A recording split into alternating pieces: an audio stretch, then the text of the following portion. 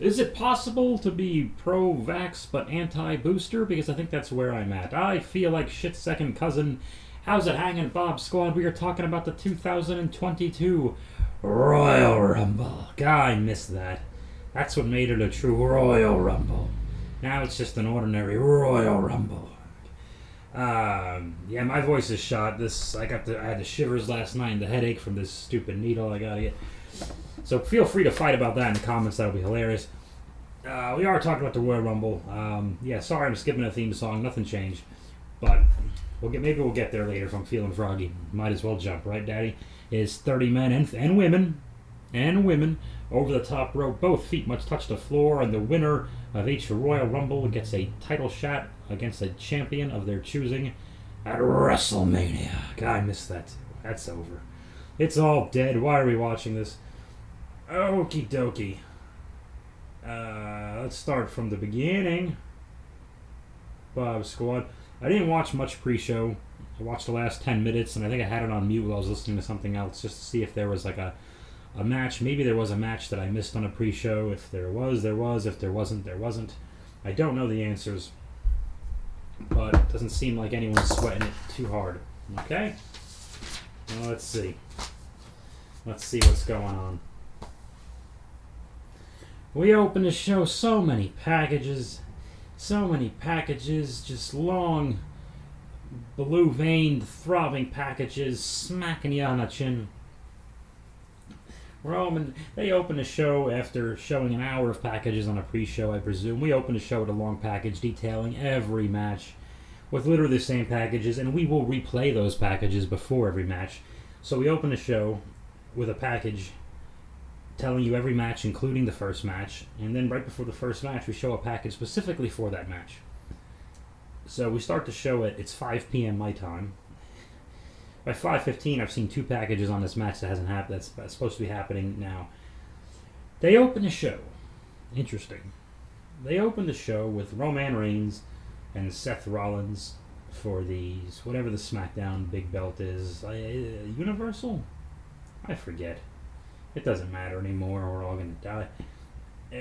What happened? Yeah, so Seth Rollins, this was fun. Seth Rollins, to everyone's surprise, does a nostalgic Shield entrance in his Shield, like SWAT gear guard stuff, and he comes out to the crowd. Everyone just maskless, slurping and slobbering all over each other. Nobody cares. Meanwhile, I'm getting a stupid booster to keep all these idiots alive. What's the point? I should have enjoyed my weekend. I ruined my weekend. I should have just let everyone get sick and die because they don't care. Okay, Bob, we need to move on. Okay, Roman and Seth had a great match. This was, I think it's still technically 2 heels, but Seth did an amazing job, and Roman did an amazing job selling.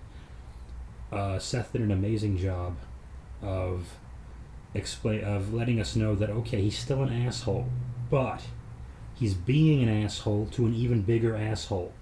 So that's why you should cheer him today. Don't expect to cheer him tomorrow, and we didn't want to get cheered yesterday, but on this occasion, he's like a lesser of 2 evils, and he did great. And Roman, up until this time, not just during this match, but in little clips I've seen on YouTube of SmackDown, I don't have a TV, doing great in life,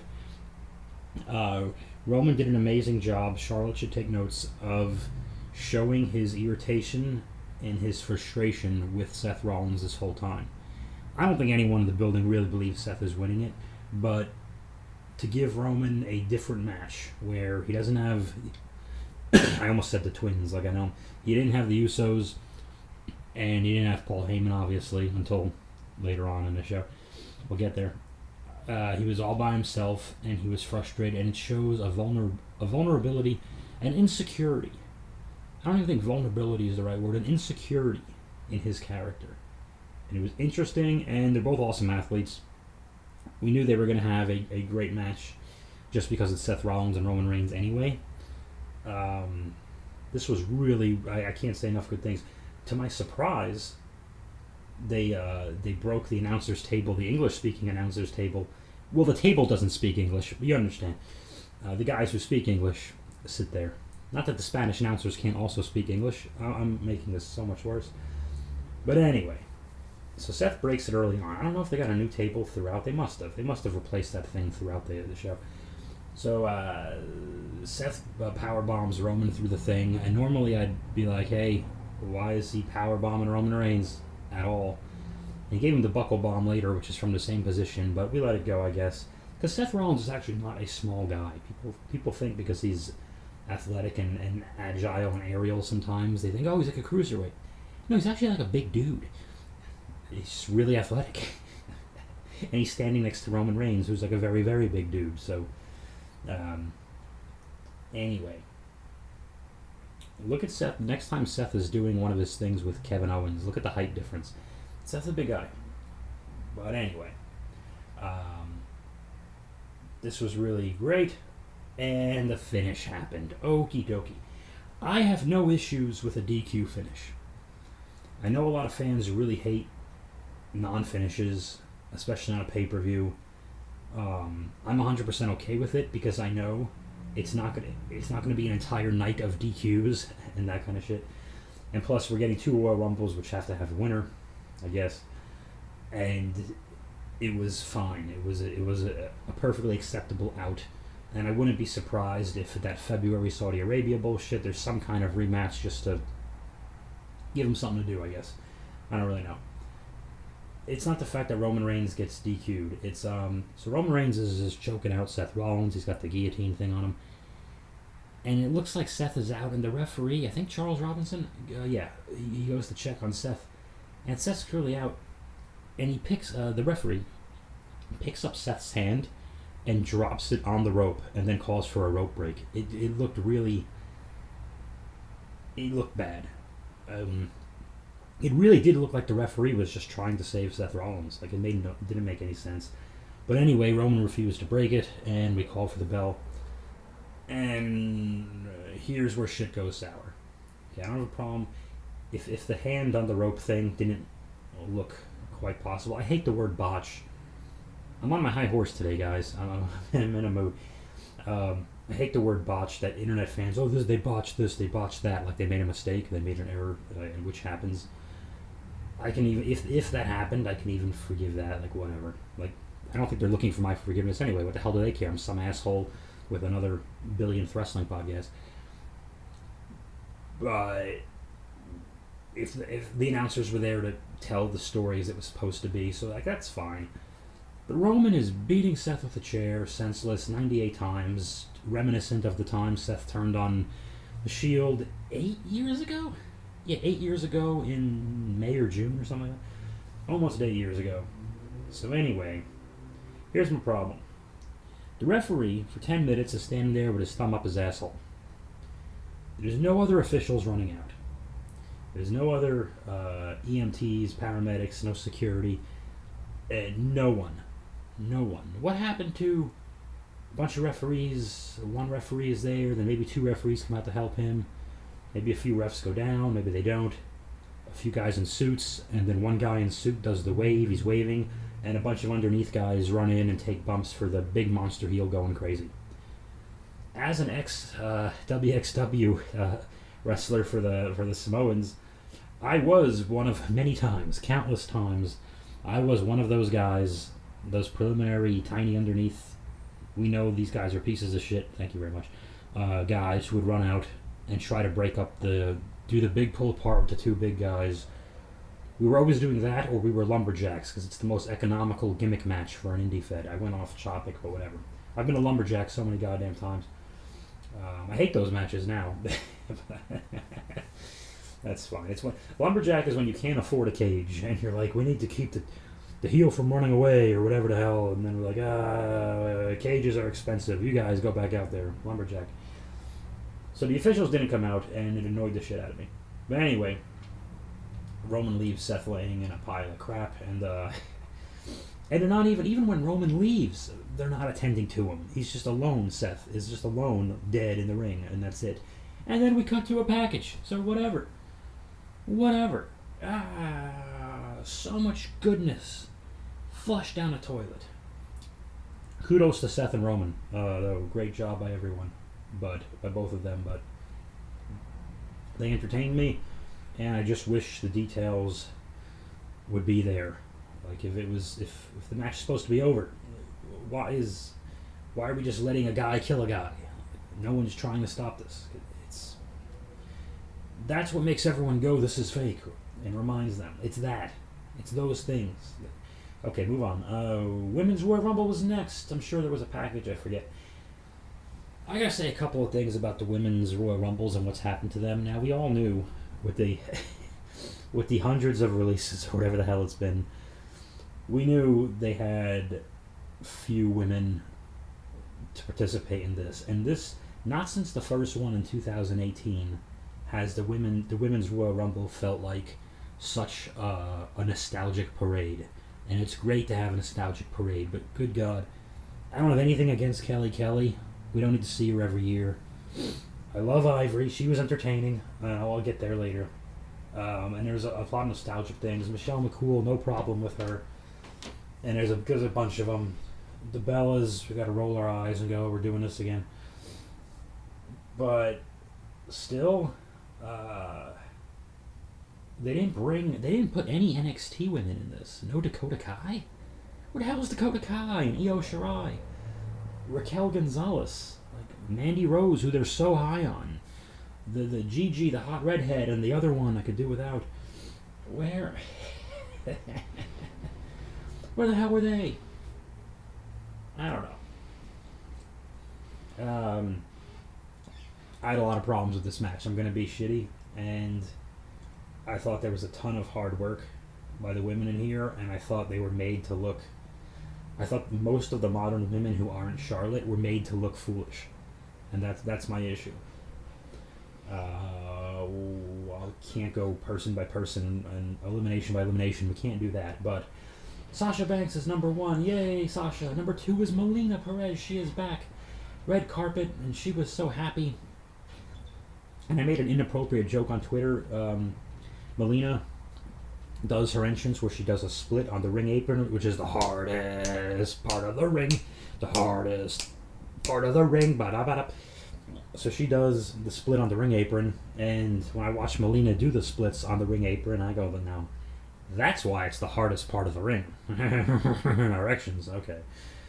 I actually blinked. I looked away for a second, and I missed Melina. She got eliminated before number 3 came out, and she got out quickly. Somebody on the internet said it was an accident. I don't really know. I'm not going to go back and watch it, but Melina, God bless her, she had trouble. She was a bit emotional. She had trouble holding it together, just like Sasha, ironically, and Bianca at the last year's main event of WrestleMania. But she was happy to be back, and I think, she was always a character. And so I hope she wasn't in there very long. I hope her moment, I hope she was happy. That sounds sarcastic, but I don't mean it sarcastically. I really do. Because she always had an attitude and a sass, like in a good way, and was always an interesting character to me. And I kind of feel like she came in 2005 on TV. I think she came in like a couple of years too soon for when she would have been best utilized. I always thought she was worth more than she was able to do there. So anyway. Melina's out. Tamina, no one's Mina, she comes out. Kelly's 4th. Okay, so we're all piling up. Aaliyah is 5th. Liv Morgan is 6th. Liv Morgan. I don't have a problem with Liv Morgan. I think people let her make bad decisions. Why would she sprint? Why would anyone sprint down the aisle to the Royal Rumble if you drew number 6 and there's 30 of you? Why would you do that? What is the rush to get there? Why does anyone sprint there unless there's a hated enemy in the ring? Or you're the Ultimate Warrior? Why would you sprint down to the ring? Okay, anyway, moving on. Zelina Vega comes in. I don't know if she was wearing a wig or someone did something wacky with her hair. I just heard her music for the first time. That was odd. And she throws out Sasha Banks. Big surprise. Bianca Belair comes in and does a lot of ass kicking. God, she is a mega athlete. Dana Brooke, without the 24/7 championship, comes out with Reggie. Reggie goes back. Dana's in there. Michelle McCool is number 10. Why doesn't she just do the tombstone? The hell with it. Supposedly, Michelle McCool had been hoping to come out to the Royal Rumble and enter with her two daughters, and thankfully that got nixed. We don't. I'm gonna go off about that later during the Edge match, but anyway. And Sonya Deville comes out and just does commentary. She's number 11. She keeps her jacket on because I guess when she wears her jacket, she is in charge. When she is not wearing her jacket, she is a wrestler, competitor. Pardon me. Okay, that was silly, but we know where that's going. She's waiting for Naomi. She inexplicably hates Naomi. I hope it's not for the obvious reason. I hope it's not a race thing. Jesus Christ! But we've never been given an explanation as to why she hates Naomi so much, so it just looks bad. Natalya. Oh, I love Natalya. She's number 12. I want to say this too. I noticed that we all know, and everyone who's in these matches know. Okay, when you hear the countdown. And usually the crowd counts down along with you if you didn't miss it, and there's an entrance. Obviously, you try not to do anything big or physical during someone else's entrance in those matches because no one's looking at you, and the camera's going to miss it. So don't do that. With that said, they kind of, I feel like a lot of the women overcompensated. They spent a lot of time, like as soon as they heard 10, 9, they're already like totally stationary and holding one another, trying to, when you're pretending you're about trying to lift someone over the top rope. And a lot of Battle Royals is doing that, and I get that. But I just kind of felt like, it's a lot of that. Like everyone was trying to remember their spots. And there was a lot of talking. You could watch Sasha being annoyed when I think she was supposed to come off the second buckle and do something to Tamina. Sasha mouthed something and she was a bit annoyed. Later on, Charlotte talking to, I forget, it'll come back to me. Charlotte was talking to somebody in there. Yeah, there's a lot. I'm willing to bet if I were to rewatch it, Natalya too would make sense that she was probably talking to a lot of people. Anyway, moving on. Cameron, one of the Funkadactyls from 10 years ago, 12, comes back, which means we know Naomi is not far away. The announcers, and this was interesting, the announcers reminded Sonya Deville, who apparently has never watched the program, that Cameron is a former friend and tag partner of Naomi, so Sonya Deville comes and beats up Cameron, throws her out. Naomi runs out and beats up Sonya and throws Sonya out. Carmella's number 15. She was looking hot, and she's wearing a mask. And I think Zelina Vega's still in there. They are the tag team champions. Rhea Ripley is 16. Oh, did they drop the ball? Bianca Belair is still in there, by the way. Charlotte is 17. The big heavy hitters. Charlotte is 17. Ivory with her right to censor gimmick from 2001. She was very funny. She took the microphone and she was yelling at Rhea Ripley for not being a proper lady or whatever. And Rhea picks her up and tosses her out. And Ivory held onto the microphone and cut that promo all the way down to the floor. And it was great. And I smiled. And I thought she was wonderful. She doesn't age. Loves me some Ivory. Brie mode. Brie Bella is number 19. We gotta have the Bellas.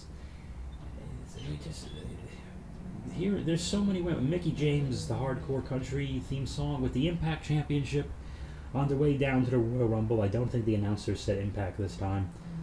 But anyway, that was great, and people were really happy to see Mickie there, just for the history of it all, and because they love Mickie James. What's not to love about Mickie James? Gets hotter every year. What is she doing? She's cool as fuck, though. Alicia Fox is 21 from yesteryear. So here's the thing. So I'm looking at Alicia.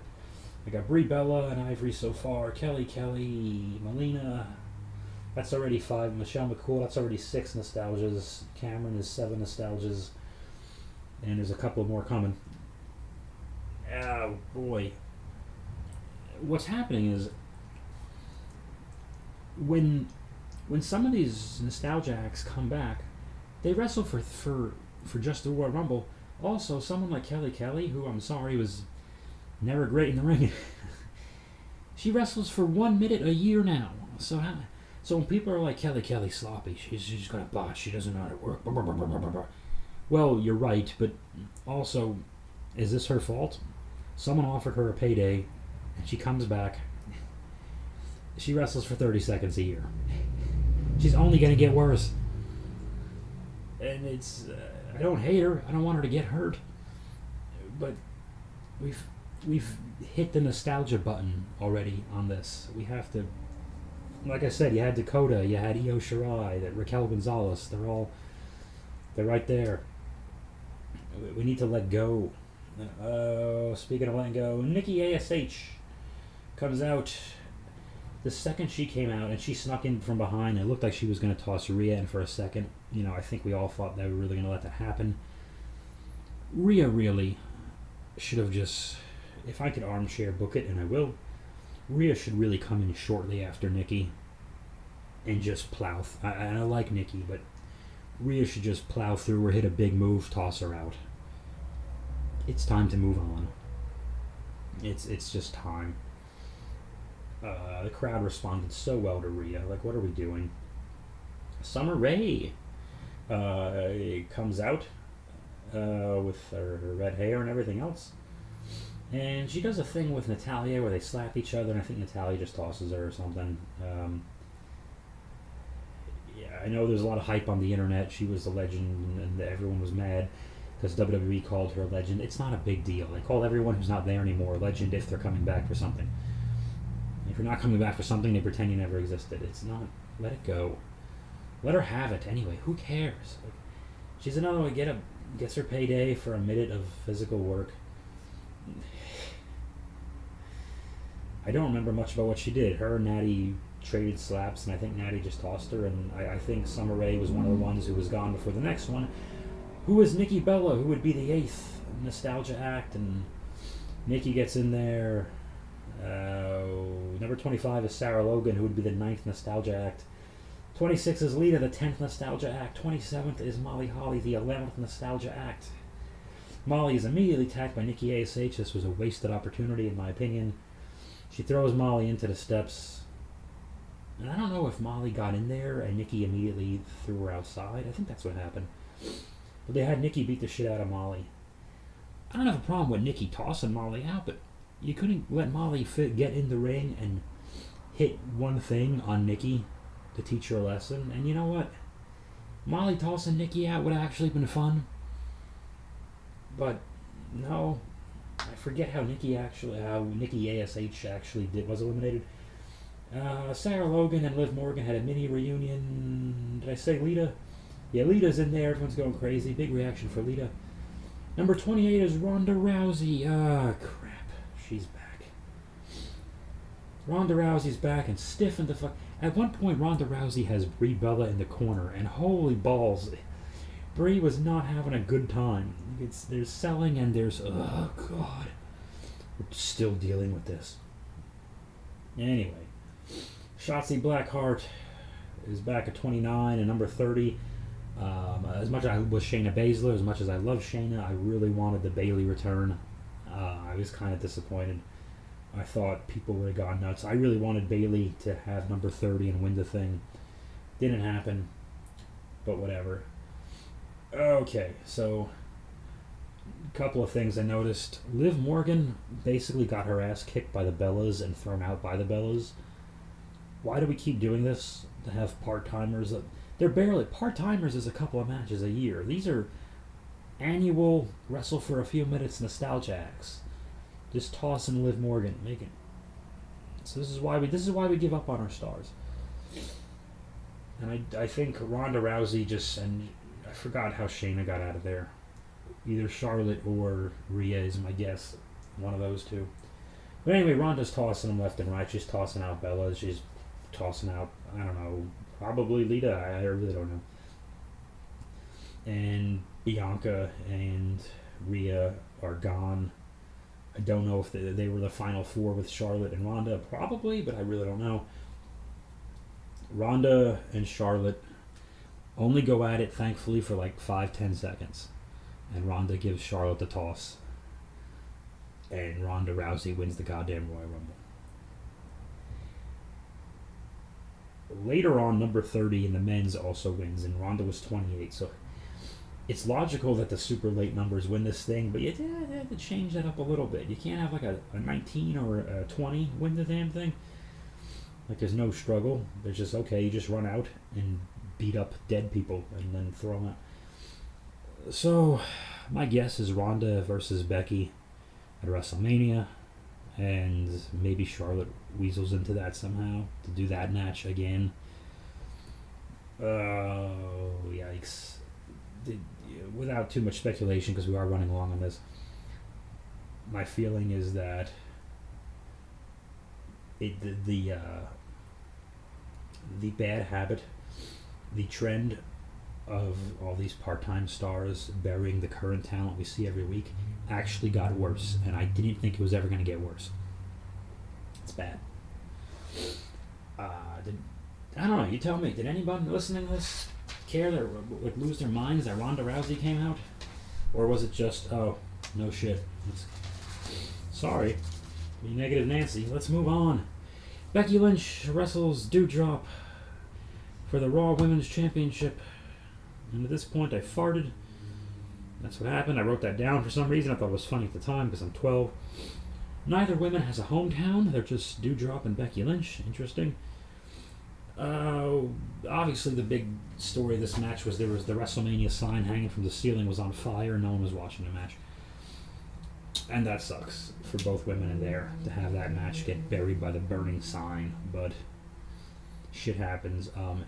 What we have found out in the last 4 or 5 years now that they've been doing the Women's Rumble is that this would be the 5th Women's Rumble. Yeah, so what we have found out now, because that means there's at least 2 of these things on the show, and usually one of the Rumbles will end the show.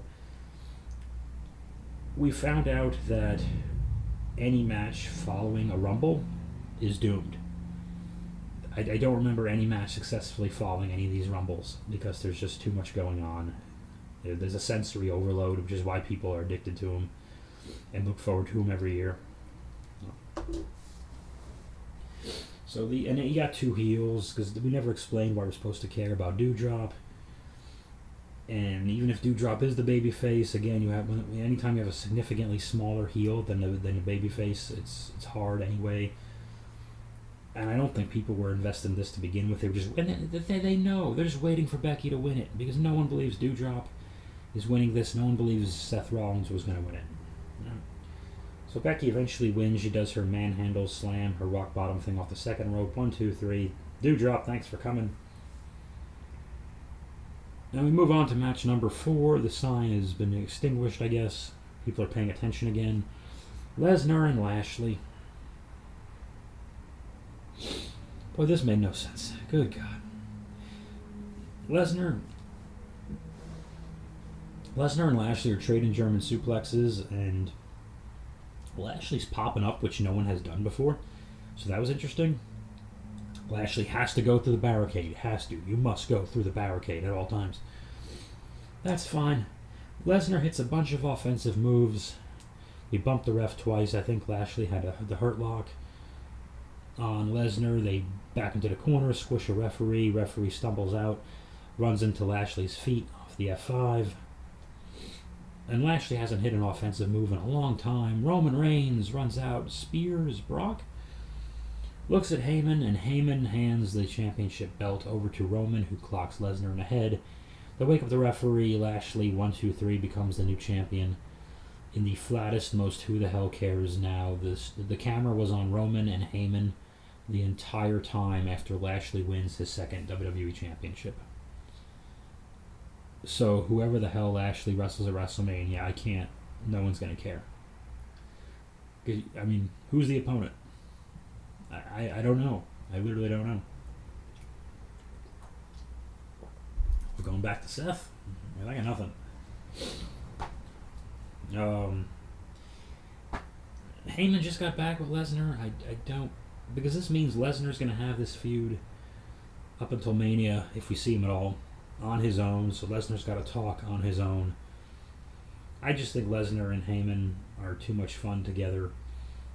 And Roman and Heyman, we've seen them together for 2 years now. It's time. Not that we haven't seen Lesnar and Heyman together for 10 years. It'll be 10 years in April that Lesnar's nostalgia run has been going on. 10 years. His first run was 2. Think about that for a second. I don't have anything to say really. Like, we're just okay.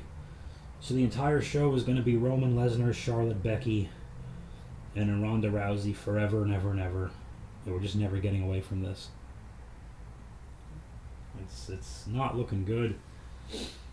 Number 5 was that mixed tag, Miz and Maurice versus Beth and Edge. They do a bunch of mixed tag spots, and eventually there's a double glam slam. Edge and Beth both do glam slams on Miz and Maurice. And I think Edge pins Miz. It doesn't matter, really. It wasn't bad. It was entertaining. I think it was hurt by the fact that Edge already pinned Miz. There was no reason to have the match. They've been cutting the same promo for 6 weeks. But after the match, and I wanted to mention this earlier when I mentioned Michelle McCool and her kids, as they cut away, Edge goes to the front row and says hi to, I'm going to assume those are his 2 kids. Okay, fine. They're in the crowd, and the kids get to see mom and dad wrestle someone else's mom and dad, by the way. Fine.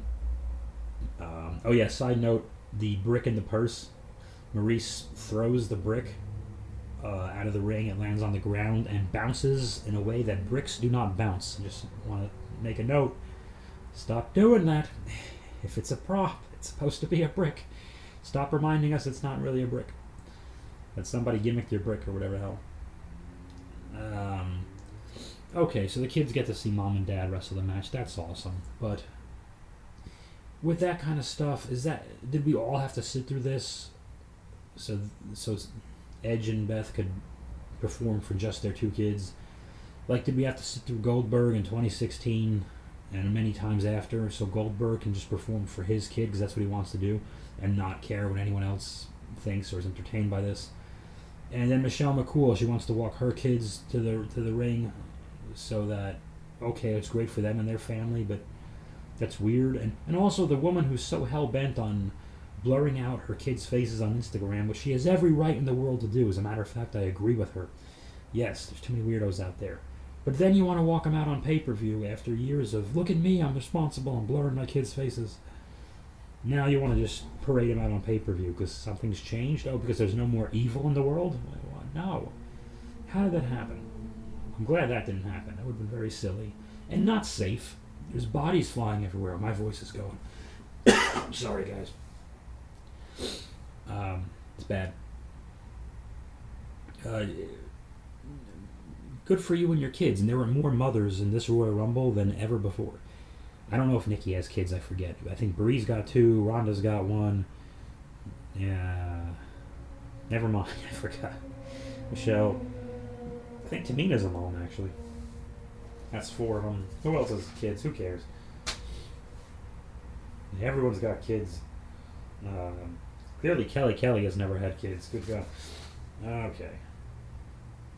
Mickey James. Okay. No one cares about that. Yeah. Who are we performing for, people? I don't know. The Men's Rumble. Pardon me, guys. The Men's Rumble. AJ Styles is first, and Shinsuke Nakamura, who I haven't seen him forever, is second. He looks good in white. Austin Theory is third. Big Bob, Robert Roode is fourth. Nakamura gets tossed very early on by AJ Styles, and it was so anticlimactic, and AJ kind of looked perplexed after it. I wonder if something just got slipped up there. The announcers didn't mention that Nakamura, at least I didn't hear them mention, they didn't mention that Shinsuke Nakamura is a Royal Rumble winner, and I don't understand why you wouldn't at least bring that up, or they don't. It was 4 years ago, well, but yeah, why wouldn't they bring that up? No one cares here. Ridge Holland is 5, Montez Ford is 6, 7. Who the hell is 7? Damian Priest is 7. Sami Zayn is number 8. Okay, so Johnny Knoxville is number 9. I never say this about anyone. I just hope he got hurt. I do despise the Jackass guys and what they symbolize in entertainment, and for how much Steve-O and his buddies disrespected Umaga and the wrestling business in 2007, 2008, whatever the hell it was. And I know Johnny Knoxville just doesn't look like he's taking it remotely seriously. I think Sammy tossed Knoxville, and someone else tossed Sammy. And I thought Knoxville was just going to toss Sammy. But anyway, a bunch of people hit their finishes on Knoxville, including Montez Ford hitting a big splash. And yeah, AJ Styles was doing some quick punches, and right away I was looking for it because that Steve-O guy was laughing in Not Selling Umaga's thing years ago. And it looked like Knoxville was kind of doing the same thing to some of AJ's strikes, and then AJ clotheslines him. And AJ connected, and Knoxville went down. He wasn't laughing, we'll put it that way. So, it didn't, thankfully Knoxville, obviously didn't last long, but if I'm supposed to take the match seriously for all these people can potentially be the main event of WrestleMania, why is a clown like him in it? Angelo Dawkins is 10. Omos is 11. Ricochet is 12. Okay, so it's piling up. There's not a lot of eliminations going on. I think Chad Gable comes in at 13 and has this big scheme where he says, hey, we got to team up and get Omos out. So he convinces Priest to go for it, and Omos clotheslines out Priest, and then they all gather together and try to get out Omos, and AJ lands the final blow to tip Omos over. It was very much Shawn and Diesel in 94, and a little bit of Earthquake in 90, which is perfect. It's a classic spot for a big man in these kind of matches, but it's the only thing you could do to make any sense. And AJ, of course, should be the one to deliver that blow. Dominic was in here, and him and Rey Mysterio were never in at the same time. I kind of thought Dominic would take his dad out of the match, because didn't his dad, in a thing that didn't make Hulu, his dad tossed him over the rope on Raw or something?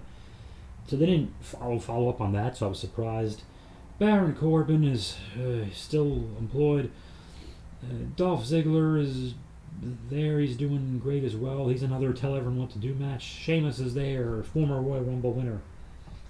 I think only 2 of them so far. But we have more coming.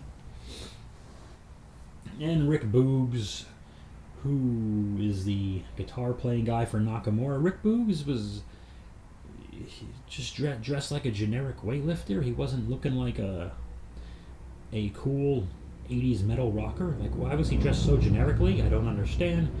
Madcap Moss is out there, this idiot.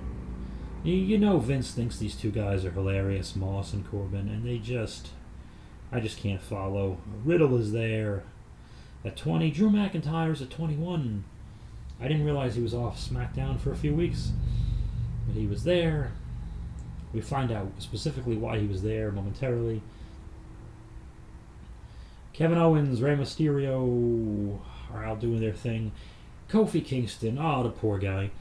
So they're setting up their annual Kofi does a crazy trick to not get eliminated spot, and it just didn't work. He does a springboard, and somebody pushes him. He jumps off the ring apron, it's the hardest part of the ring. Somebody shoves him backwards, and he tries to catch. He does catch himself on the barricade, but he's trying to have his feet not hit the floor. He's kind of scraping up the barricade. And you could see on camera, and they had no choice. His feet didn't just graze the floor, and they could kind of fudge it. No, his feet slammed on the floor. Like, it was so obvious, and they had to. You can see Kofi like clinging on, like the referee, like listen to the referees, like, are we still good? Are we still good? And unfortunately, they had no choice. The referees had to be like, dude, it's. I'm not saying the word botched. I hate that, but it's over. It didn't work. And we didn't get to see him and Big E in the Rumble at the same time. Big E comes out a few spots later. That was unfortunate, because Kofi was only there for like a minute. And, that sucks, because I'm a big fan of Kofi, and I didn't like seeing that. It happened. But how many more wacky Kofi Kingston tricks can there possibly be to have? The best one was the handstand one, and the bouncing off the chair one was cool and creative, but I think there was one in 2014, he jumped off the barricade back to the ring apron, which is the hardest part of the ring. I would be fine with Kofi just not doing the annual crazy thing anymore, just be done with it, because if he's got more ideas, cool, but it doesn't look good. Otis is 25. He's very big. Big E is 26. Again, He didn't do much in here last long. Bad Bunny is 27. Bad Bunny's trying, man. He's taking bumps, and he's not completely going in as a non-wrestler and kicking people's asses like the asshole who comes in at number 28. Right after him, and that asshole is Shane McMahon at 28, who comes in and just starts kicking everyone's asses, and I think he took out Kevin Owens. Randy Orton, of course, is 29. St. Louis went crazy because he's a hometown boy, so of course we barely see him. And number 30 is Brock Lesnar. Brock Lesnar decides to enter the Rumble, and Lesnar just starts tossing people, and that was that. I think he tossed Orton. I forget who tossed Big E. I forget who tossed Bad Bunny, quite honestly. I really don't know. Riddle got to lock up with Lesnar a little bit. Eventually it comes down to a poetic Brock gets his win back. It's Drew McIntyre is there. Of course, we were knowing 2 years ago Drew McIntyre had the big eliminate Brock Lesnar spot. Brock Lesnar tosses Drew McIntyre. Drew doesn't even hit his finish. Brock swipes away the big Claymore and picks him up in an F5 position and just tosses him. And Brock, in 2003 and 2022, 19 years apart, which is probably a record for the most farthest apart Royal Rumble wins. Brock wins the 2022 Royal Rumble, and obviously he's going to wrestle. I can't imagine he's challenging Bobby Lashley, so we're going to get the third singles Roman Brock WrestleMania match, not counting the SummerSlams and Saudi Arabia's, at least two of those. It's the same match, it's the same people. Ronda and Becky and probably Charlotte somehow are going to have, they'll probably do a three-way rematch.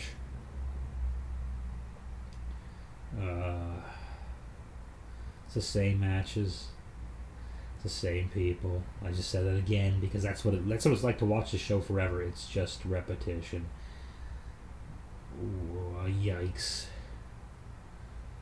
This is the first year. I usually go back and rewatch the Rumble matches because they are still fun. You always miss something. I think I'm good. I don't think I need to see these again. I'm okay with it. More so with the women than the men because, the men are taller and they have an easier time getting over the top rope and eliminated. And we knew when they first started the Women's Royal Rumble in 2018, one of the big questions was, and I'm glad they did it the way they did, was up until that point, women battle royals, you didn't have to go over the top rope because they're shorter. It's very hard because they're in the same ring. They don't get their own ring, so it's hard for them to go over the top rope. But even still, the men had a lot of these too. But I mean, that's always going to happen in the Rumble. You're going to have a lot of women who get kind of hoisted over the top rope and just kind of bounced off the ring apron, which is the hardest part of the ring. The hardest part of the ring. Sometimes you are trapped in a headlock, and you're worried about smearing your lip gloss. You shoot her off and take a shoulder block. Do a leapfrog, give her a hip toss. On the hardest part of the ring. The hardest part of the ring. One more. Sometimes you go over the top rope, and you bang your head on the ring apron.